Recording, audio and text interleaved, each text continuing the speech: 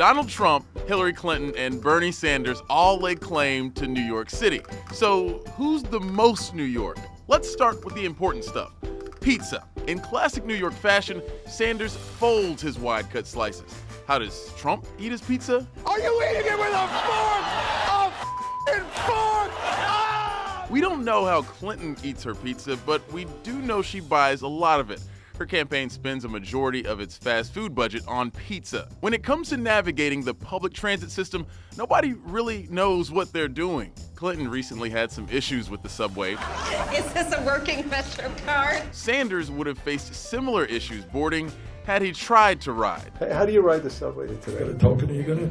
Not exactly. And Trump recently likened his private jet to the public transit system. I have the ultimate bus, right? It's called the 727. No real winners in this category. In terms of street cred, it's an interesting battle. Despite none of the candidates having actual moves, all three have racked up a long list of endorsements from powerful musicians, actors, and otherwise cool people in New York and beyond. But a young Sanders was arrested protesting for civil rights, gives solid daps, and the unofficial spokesman of the Republic of Brooklyn himself, Spike Lee, is in his corner. You got my vote.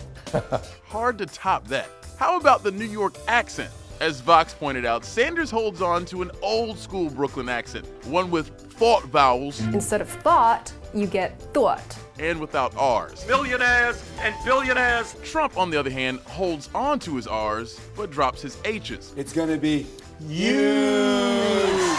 More of a Queens accent, but still New York. Sanders and Trump sound like New Yorkers because that's where they're from. Sanders is the son of a Jewish immigrant, born in Brooklyn, grew up in Brooklyn, even went to Brooklyn College for a year before landing at the University of Chicago.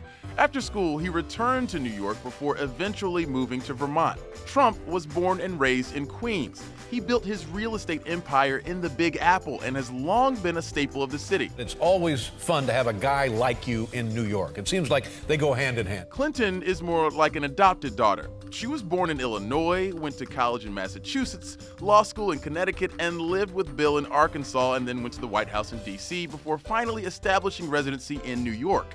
After winning the 2000 election, though, she spent much of her time in D.C. So Trump and Sanders are in many ways more New York than Clinton, but she's probably going to dominate anyway. Recent polls point to Clinton as the favorite among New York voters. For Newsy, I'm Christian Bryant.